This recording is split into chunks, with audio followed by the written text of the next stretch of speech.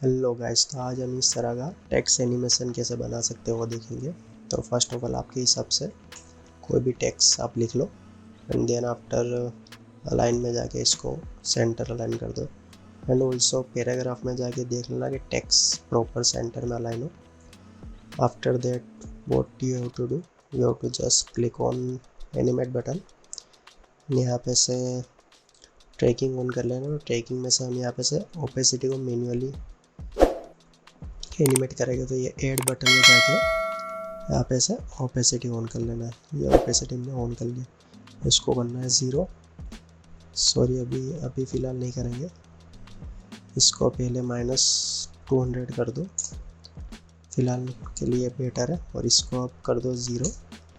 After that जाना है range selector. यहाँ पे पहली की फ्रेम आपको 0 पे लगानी है। आफ्टर देट आपके हिसाब से जितना एनिमेशन हमको स्लो करना है इतना दूर कर सकते हो, बट मुझे थोड़ा फास्ट चाहिए। एंड की फ्रेम को सिलेक्ट करा, press F9 and your animation is almost done. थोड़ा फिर भी स्लो है तो सिलेक्ट करके थोड़ा आगे ले लेंगे। Okay, and last thing is that के ग्लो इफेक्ट डाल दो आप इसके ऊपर, और इसको intensity around this is much better.